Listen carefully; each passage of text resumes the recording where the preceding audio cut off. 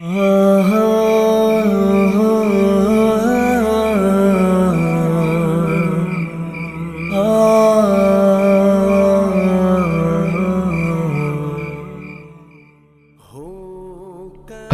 علیکم سامعین، نبی کریم صلی اللہ علیہ وآلہ وسلم پر وحی کا ابتدائی دور اچھے سچے پاکیزہ خوابوں سے شروع ہوا۔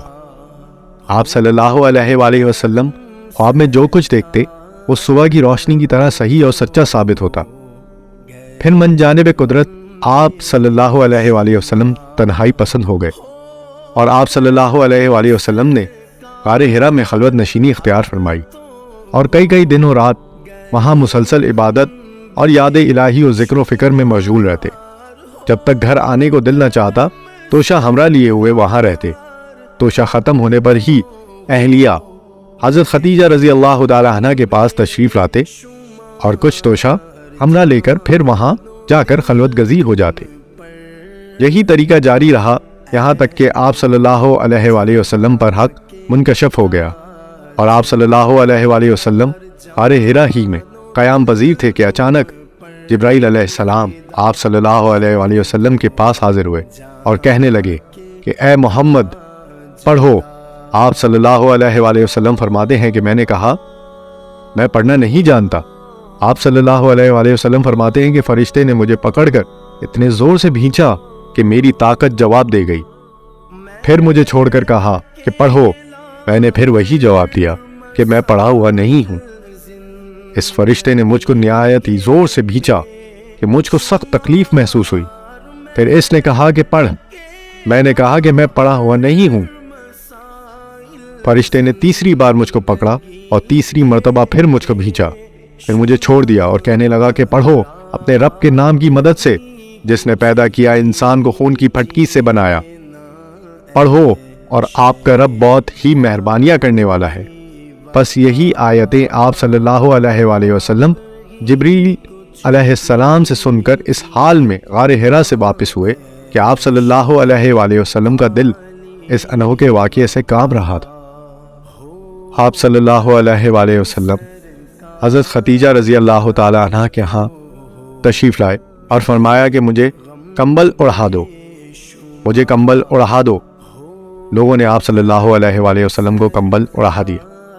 جب آپ صلی اللہ علیہ وسلم کا ڈر جاتا رہا تو آپ صلی اللہ علیہ وآلہ وسلم نے اپنی زوجہ حضرت خدیجہ رضی اللہ تعالی عنہ کو تفصیل کے ساتھ یہ واقعہ سنایا اور فرمانے لگے کہ مجھ کو اب اپنی جان کو خوف ہو گیا ہے۔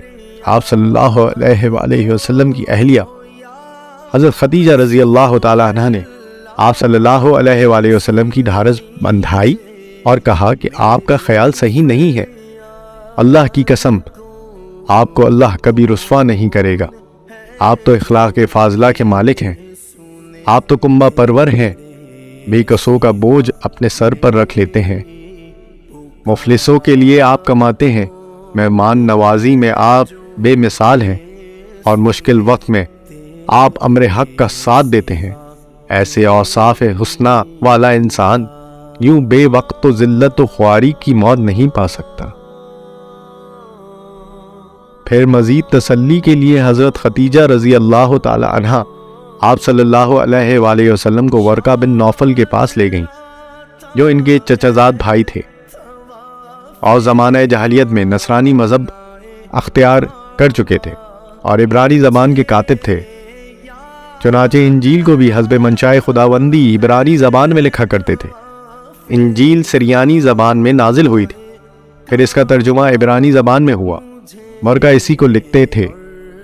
وہ بہت بوڑھے ہو گئے تھے، یہاں تک کہ ان کی بینائی بھی رخصت ہو چکی تھی۔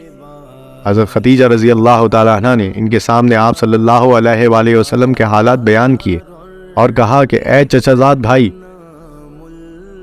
اپنے بھتیجے محمد صلی اللہ علیہ وآلہ وسلم کی زبانی ذرا ان کی کیفیت سن لیجئے۔ وہ بولے بھتیجے آپ نے جو کچھ دیکھا ہے اس کی تفصیل سناؤ۔ چنانچہ آپ صلی اللہ علیہ وآلہ وسلم نے از اول تا آخر پورا واقعہ سنایا، جسے سن کر ورقہ بے اختیار ہو کر بول اٹھے یہ تو وہی ناموس معزز ازدان فرشتہ ہے جسے اللہ نے موسیٰ علیہ السلام پر وحی دے کر بھیجا تھا۔ کاش میں آپ کے اس عہد نبوت کے شروع ہونے پر جوان عمر ہوتا، کاش میں اس وقت تک زندہ رہتا جب کہ آپ کی قوم آپ کو اس شہر سے نکال دے۔ رسول اللہ صلی اللہ علیہ وآلہ وسلم نے یہ سن کر تعجب سے پوچھا، کیا وہ لوگ مجھ کو نکال دیں گے حالانکہ میں تو ان میں صادق و امین میں مقبول ہوں؟ ورقہ بولا، ہاں یہ سب کچھ سچ ہے، مگر جو شخص بھی آپ کی طرح امر حق لے کر آیا لوگ اس کے دشمن ہی ہو گئے۔ اگر مجھے آپ کی نبوت کا وہ زمانہ مل جائے تو میں آپ کی پوری مدد کروں گا۔ مگر ورقہ کچھ دنوں کے بعد انتقال کر گئے۔ پھر کچھ عرصے تک وحی کی آمد موقوف رہی۔